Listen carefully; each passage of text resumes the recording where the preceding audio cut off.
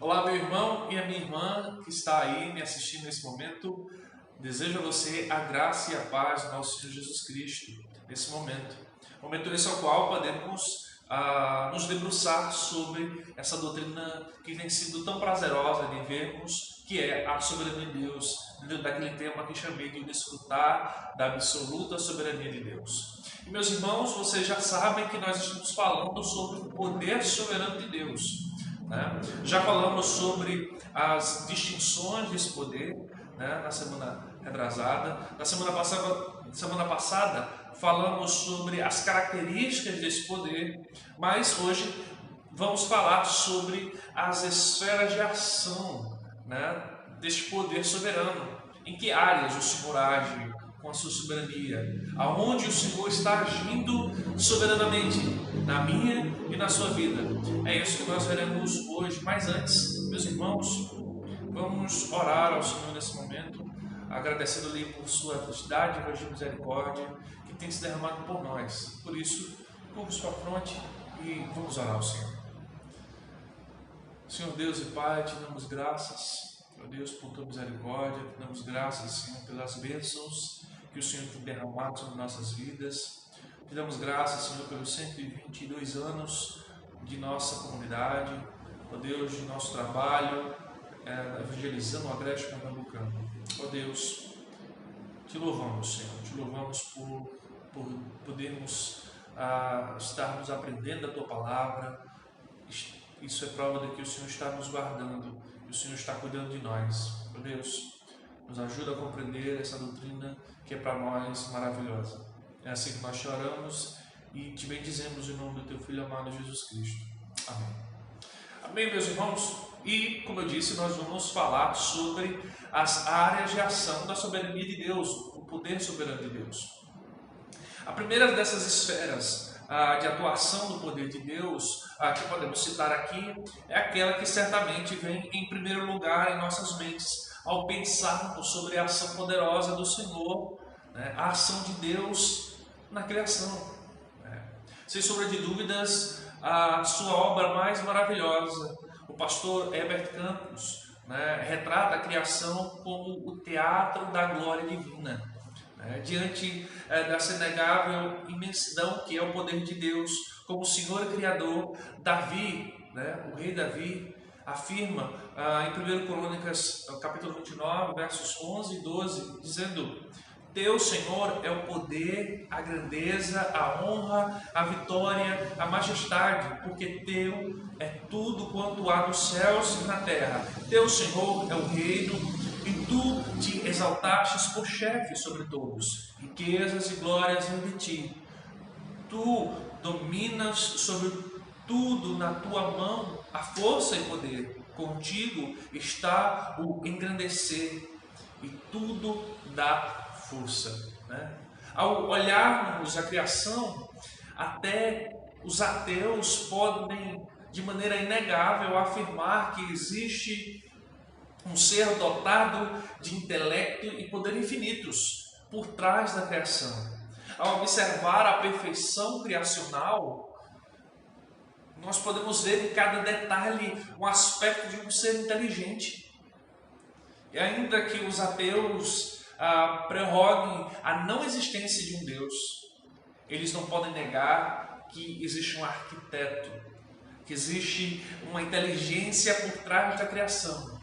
Porque o acaso não poderia criar uma substância tão complexa como é a criação, como é a natureza, como são os planetas, os universos, as galáxias, as estrelas, o ser humano com todos os seus detalhes complexos, um simples grão de areia visto sobre o olhar de um microscópio apresenta tão grandes características e detalhes aos quais o acaso ou uma simples explosão não poderiam resultar, a não ser que por trás disso estivesse um arquiteto guiando toda a estrutura do universo.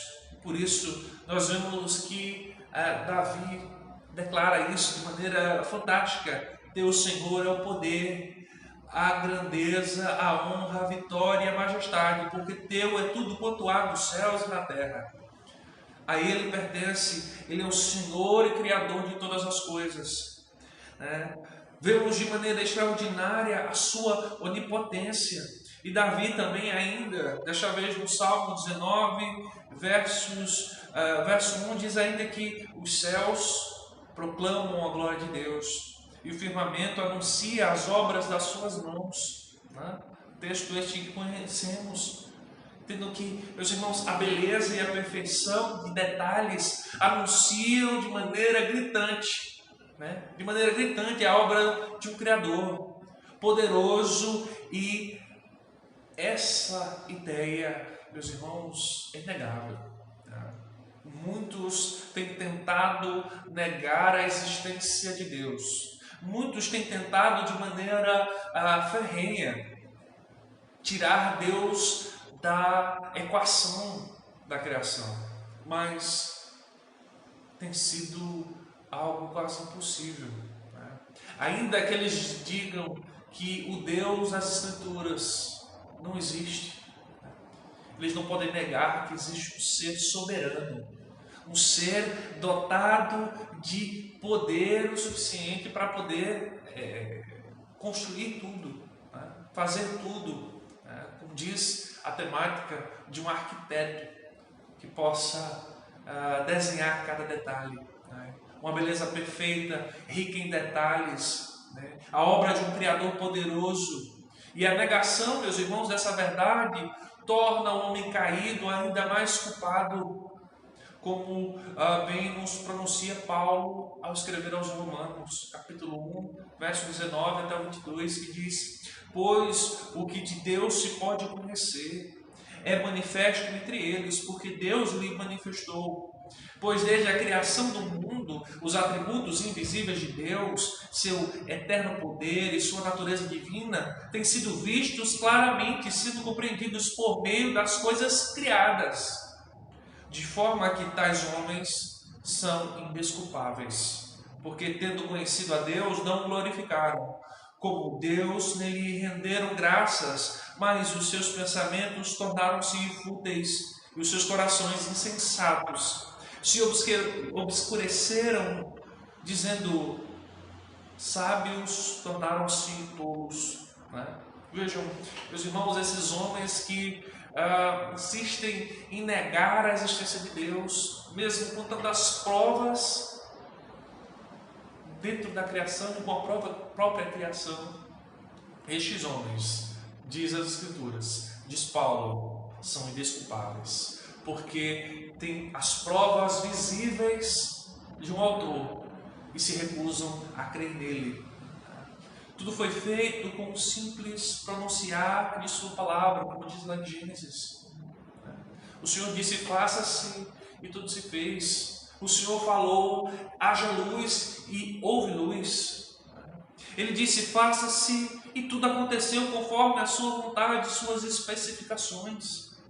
Nem mais, nem menos. Tudo como o Senhor ordenou. Tudo conforme a obra do seu poder. Como diz o Salmo 150, verso 1. A obra essa que levou o profeta Jeremias a concluir aquilo que ele escreveu em seu livro, Jeremias, capítulo 32, verso 17. Ah, Senhor Deus, eis que fizestes os céus e a terra com o teu grande poder e com o teu braço estendido. Coisa alguma te é demasiadamente maravilhosa. Veja, meus irmãos, que texto fantástico. O raciocínio do profeta é que se Deus foi capaz de criar o mundo, criar os universos, planetas, toda a criação, animais com suas espécies múltiplas, o ser humano com todas as suas características particulares, se Deus foi capaz de criar algo tão difícil, então o que seria difícil para Deus? Ele diz: coisa alguma te é demasiadamente maravilhosa. Nada pode causar espanto a Deus, porque Ele é Senhor e Criador, Ele é poderoso para fazer. Ele foi poderoso para criar o universo, galáxias, astros. Ele é poderoso, meus irmãos, para fazer infinitamente mais. Né? Nada agora, depois do mais difícil, nada agora mais se parece possível. Né? Para Deus, se Ele fez o mais difícil, já foi feito. Né? O que dirá das outras coisas? Em segundo lugar, meus irmãos, a segunda esfera que podemos salientar, seguindo a ideia da criação ainda, é a ação poderosa de Deus em preservar tudo quanto Ele fez. Vejam, meus irmãos, pois Ele não criou apenas a obra-prima magnífica da criação, mas Ele a mantém. Né? Deus não criou e abandonou a sua obra ao seu bel prazer. Como diz um velho pensamento de que Deus é como um relojoeiro, que ao construir um relógio dá-lhe corda e deixa que ele mesmo seguir. O Senhor é poderoso não só para criar, mas para manter tudo o que Ele criou. Seu poder está tão magnífico na criação de tudo, quanto está na preservação de tudo quanto Ele criou. Sem essa obra já teríamos perecido. Sem a obra da preservação do Senhor, a humanidade já teria se consumido, se destruído. Certamente já teríamos caído, já teríamos nos deixado levar para um mundo de destruição, um caos, caídos assim, como um campo sem orvalho, como os animais sem alimento, todos perecem, todos eles, como diz Hebreus 3, sustentados pelo seu poder. Sustentados somos pelo poder de Deus. Meus irmãos, você e eu aí, você em casa e eu aqui, estamos sendo sustentados pelo Senhor. As situações estão difíceis, parecem que às vezes não teremos escapatória dessa situação, mas o Senhor está nos mantendo. Muitos, infelizmente, faleceram, mas o Senhor está nos mantendo com saúde, com vida. O Senhor é quem cuida de nós, o Senhor é quem nos guarda. E, meus irmãos, quando paramos para pensar em sustento do Senhor e olhamos para João 15:5, nos abre uma compreensão ainda mais maravilhosa. Lembre-se daquele texto que diz: eu sou a videira, vós as varas. Quem está em mim e eu nele, esse dá muito fruto, porque sem mim nada podeis fazer. A ideia, meus irmãos, é justamente essa, que aqueles que estão desligados da preservação do Senhor e da manutenção do Senhor perecerão, porque fora dele não há vida, fora dele não há existência. Estamos em Cristo e preservados nele, temos sustento. E não é possível, meus irmãos, uma sobrevivência do galho fora da árvore. Não é possível uma sobrevivência fora de Deus. Podemos claramente, meus irmãos, dizer que não há vida fora de Deus. A vida fora de Deus é uma vida sem frutos, é uma vida sem vida, né? Fora dele não há sustento, fora dele não há preservação. Só é reservado para nós aquilo que diz o verso 6 desse texto: serão amontoados e lançados fora, lançados no fogo. Aqueles que não estão em Cristo, enxertados na videira, esses estarão perdidos, esses perecerão, esses serão lançados no inferno. Mas aqueles que estão no Senhor, o Senhor os preserva. E, meus irmãos, em certo sentido, até os ímpios são preservados, pois se assim não fosse, eles já teriam sido consumidos pela ira de Deus. Se não fosse a boa mão misericordiosa do Senhor, como o sol que nasce sobre justos e injustos, meus irmãos, certamente estaremos perdidos. Se não fosse a boa mão do Senhor, certamente muitos de nós já estaríamos provando da ira de Deus. Em terceiro lugar, esse poder é a razão pela qual somos propagados por todo o mundo, pela qual nossa descendência caminha, pela qual eu e você temos a capacidade de termos filhos, de postergarmos a nossa vida através da nossa descendência. Como a humanidade avançou tanto em tantos países, em tantas regiões, como a humanidade sobreviveu, ela sobreviveu porque o Senhor a propaga. É o Senhor ao qual é o Senhor da vida, é o Senhor que capacita o homem. Ele ordenou que sua criação inicial se multiplicasse, lá como diz Gênesis capítulo 1, verso 22. Mesmo sem entender tanto da complexidade da humanidade quanto os animais, eles obedeceram às suas ordens e multiplicaram-se, capacitados sim pelo próprio Deus. O salmista se assombra diante dessa capacidade. Ele diz no Salmo 139, verso 14: graças te dou, visto que por modo assombrosamente maravilhoso me formastes, as tuas obras são admiráveis. Vejam, meus irmãos, que o homem é capacitado a se reproduzir. Isso faz parte do poder soberano de Deus. Não é o homem que sozinho é o responsável por encher essa terra, mas é o Senhor que os guia. Talvez Adão e Eva não entendessem muito bem a razão daquilo que eles estavam fazendo, mas o Senhor os guiou, o Senhor os direcionou naquilo que seria a razão da humanidade espalhada sobre a face da terra. O Senhor propaga a humanidade. Sem o conhecimento que temos hoje sobre os genes humanos, como se dá a concepção, Davi, no texto que nós lemos, do Salmo 139, se espanta, admirado com a grandeza do Senhor, com a maravilha da dádiva de Deus sobre a capacidade de formar um homem em um ventre materno. Por isso, meus irmãos, alguns não vão se alegrar ou não vão compreender essa verdade, mas para os crentes, para nós, a compreensão de que é o Senhor que tece nos ventres a vida é uma razão de nós glorificarmos a Deus, de que o Senhor, mesmo com tantos conhecimentos que hoje nós possuímos, é o Senhor o qual gera a humanidade dentro de cada ventre. Ele é quem tece cada embrião, o construindo, e a partir de um simples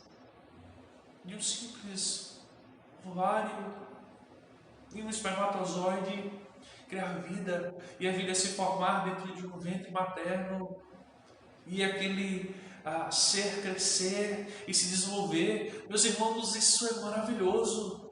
E é mais maravilhoso sabermos que isso é a dádiva de Deus. Davi, diante dessa grandeza, da grandeza do Senhor, ele se espanta de maneira maravilhosa. E ele diz ainda no verso 16, ainda do Salmo 139, teus olhos viam o meu embrião, e em teu livro foram registrados todos os meus dias, prefixados antes mesmo que um só deles existisse. Vejam que Deus soberano, ao qual não só tece a vida, ele também tem conhecimento de tudo o que será.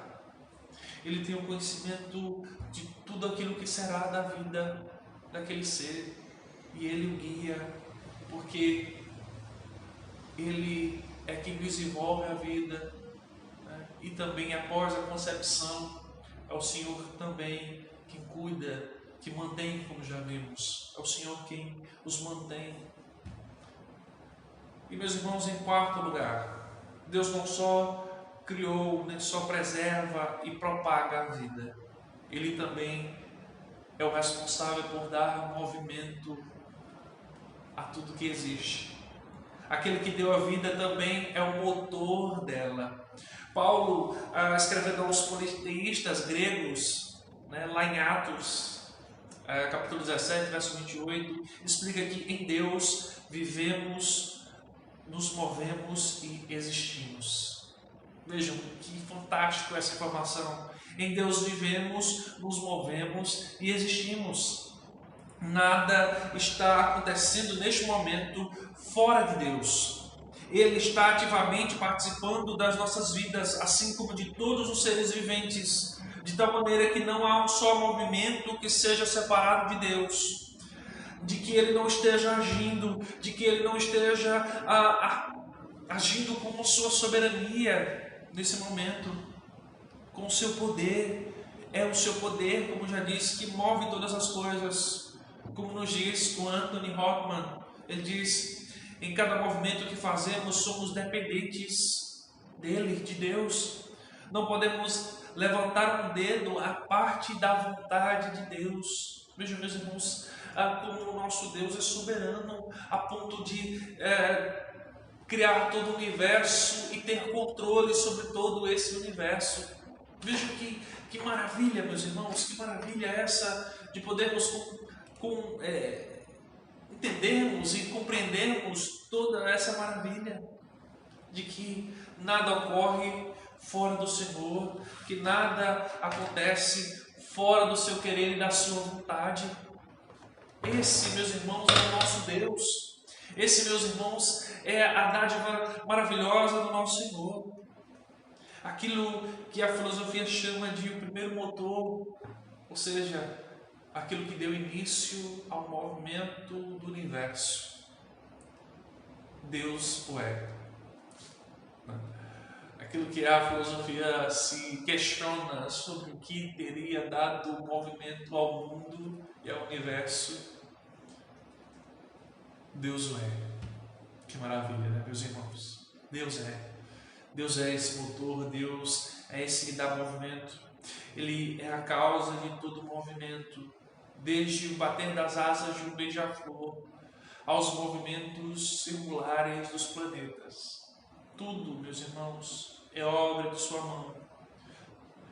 O profeta também bem compreendeu, o profeta Isaías, ao dizer lá em Isaías 26:12, Senhor, concede-nos paz, porque todas as nossas obras Tu o fazes por nós. Vejam a compreensão do profeta Isaías. O profeta bem compreende que antes de ser nossas obras, elas são obras de Deus em nós. Vejam que fantástico. Entendam isso. Antes das obras serem nossas, elas são obras de Deus em nós.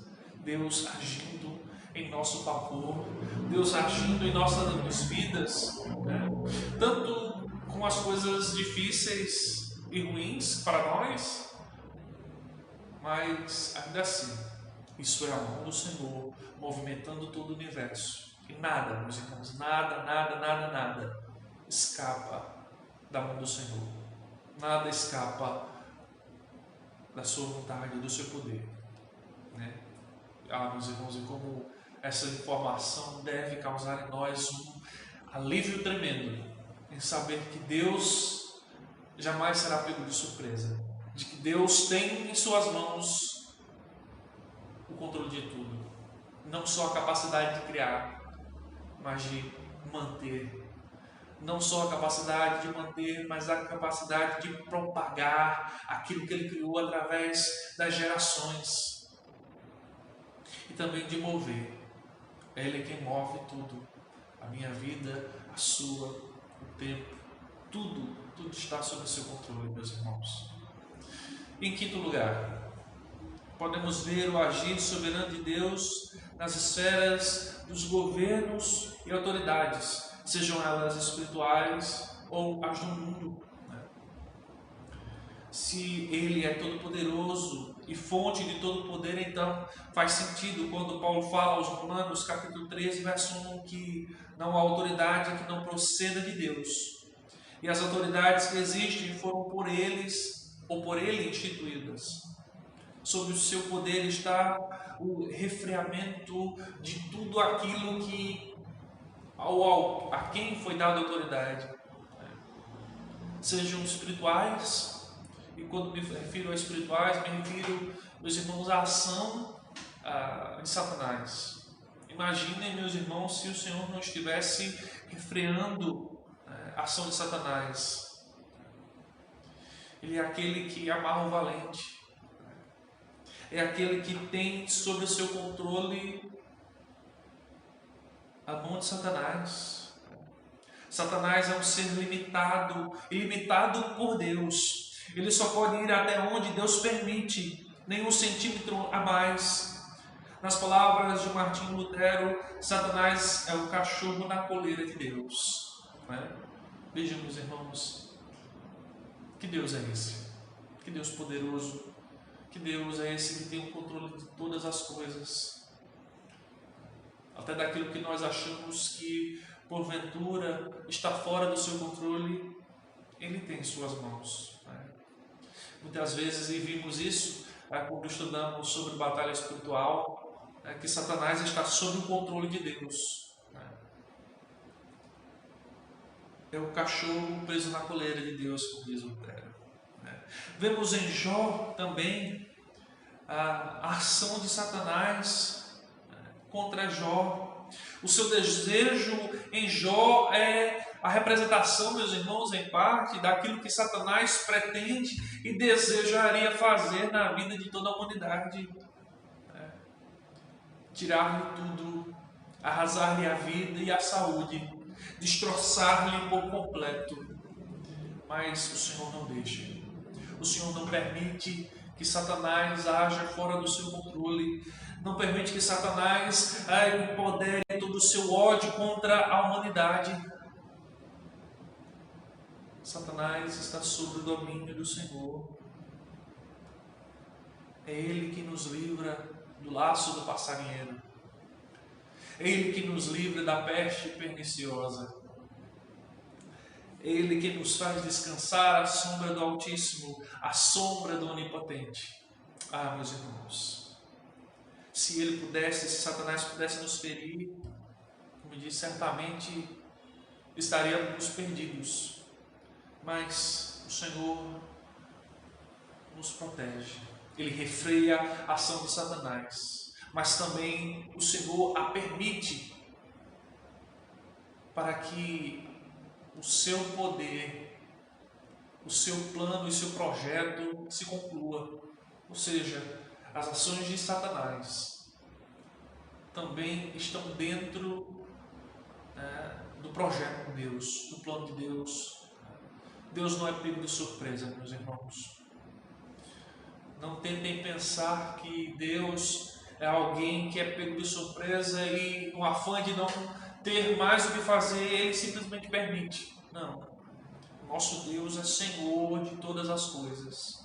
Se há dúvidas ainda em seu coração sobre isso, meus irmãos, descansem nessa verdade, de que Deus é Senhor e poderoso.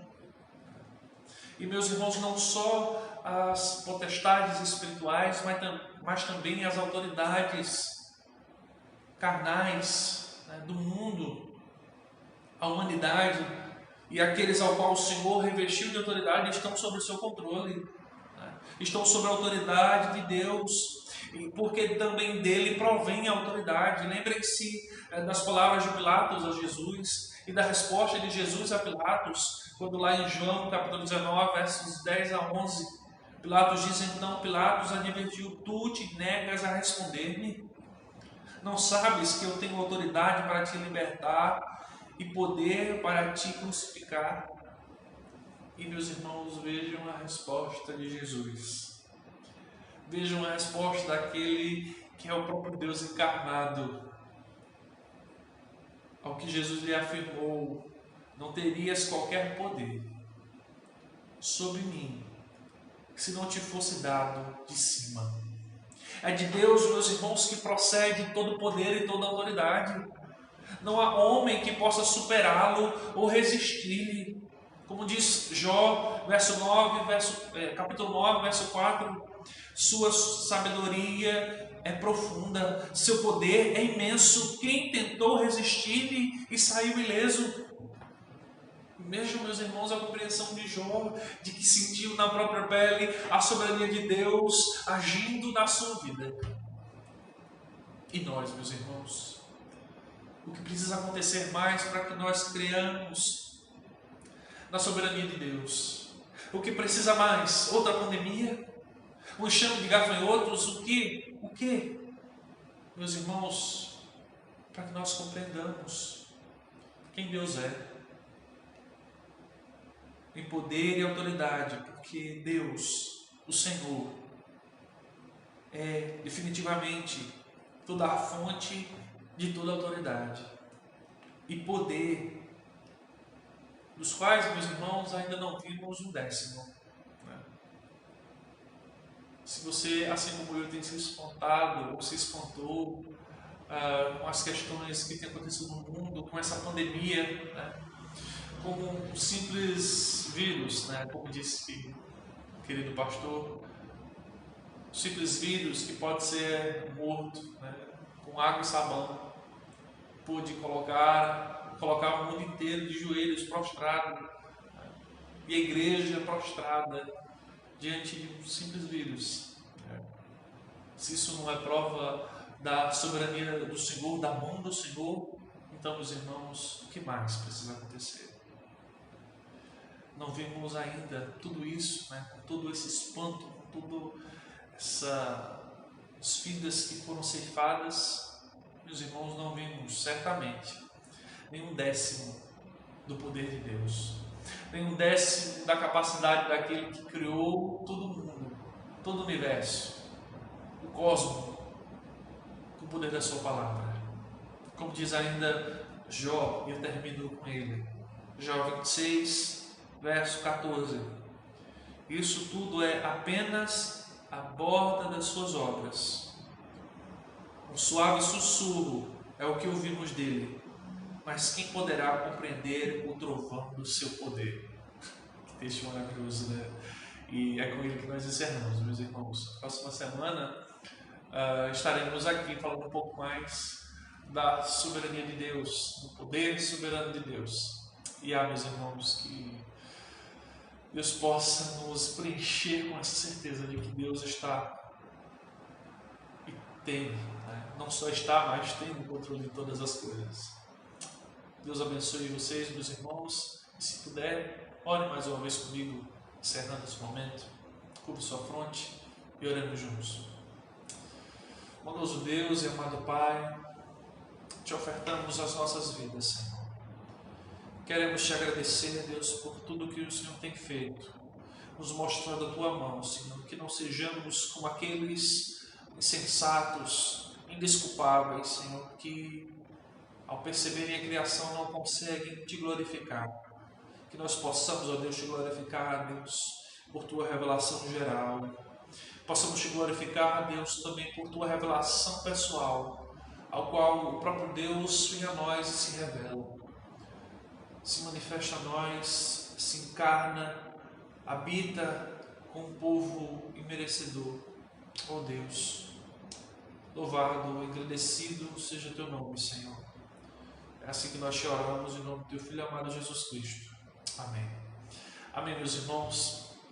Deus os abençoe e até a próxima semana. Tchau, tchau.